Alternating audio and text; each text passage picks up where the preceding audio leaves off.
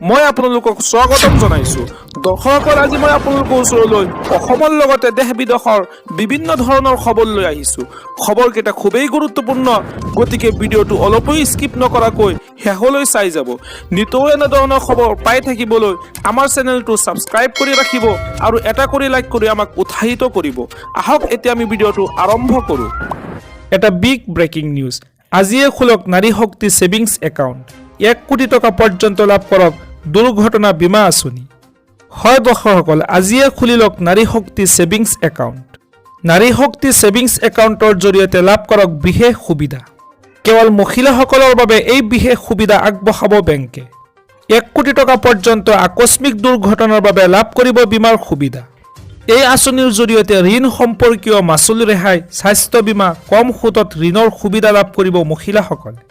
আৰু লগতে বেংকৰ পৰা বিনামূলীয়াকৈ লাভ কৰিব ক্ৰেডিট কাৰ্ড।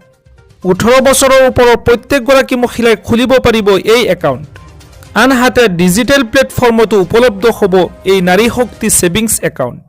ভাৰতৰ BOIৰ 5132টা শাখাত কেৱল মহিলাৰ বাবে উপলব্ধ হ'ব এই একাউণ্ট। আকৰ্ষণীয় লাভৰ বাবে আপুনি আজিয়েই খোলক এই একাউণ্ট।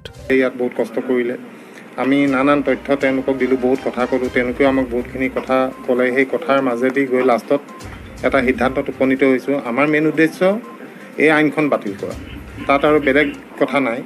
তো গৈ ছাৰে এছুৰেঞ্চ দিছে, লিখিত ৰূপত দিছে যে তেওঁ অসম চৰকাৰৰ একদম উচ্চতম জেগালৈকে তেওঁ আমাক লৈ যাব। আৰু এতিয়া 5 বজাত তেওঁ এপইণ্টমেণ্ট দিছে হোম ছেক্ৰেটাৰী ছাৰ তালৈ।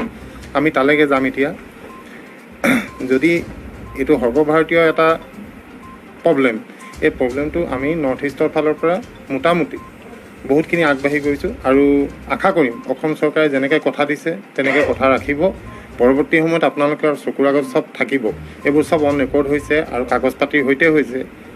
ইয়াত এতিয়া আমি চিফ ছেক্ৰেটাৰী ছাৰ তালৈ যাম। তাত গৈ কি হয় মই সবিশেষ আপোনালোকক পিছত জনাম।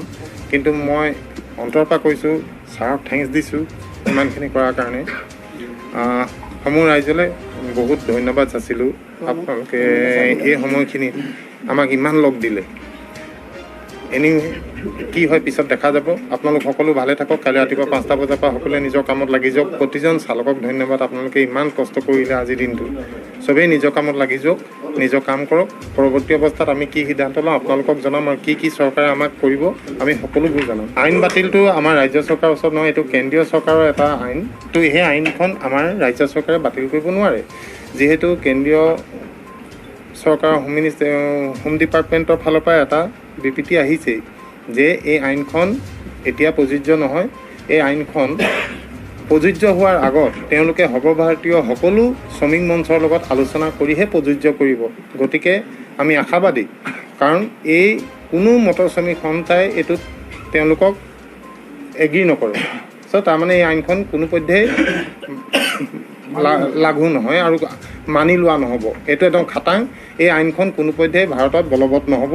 মোৰ মনে সেইটোকে কৈছে আৰু ছাৰহঁতেও কৈছে যে আমিও দেখা নাই যে এনেকুৱা চান্সেছ আছে, কিন্তু আমি কৈ দিব নোৱাৰোঁ যে এইখন আইন বলবৎ নহয়, কাৰণ সেইটো অথৰিটি ইয়াৰ ৰাজ্য চৰকাৰ নাই। আমি চাওঁ, আমি যিটো ৰাস্তাইদি যাব লাগে ছাৰে লৈ যাব, সেই ৰাস্তাইদি গৈ আমি কেন্দ্ৰীয় চৰকাৰলৈকে আমি যাবলৈ চেষ্টা কৰিছোঁ আৰু ইয়াৰ ফল সদায় ভাল হ'ব, মই কথা দিছোঁ।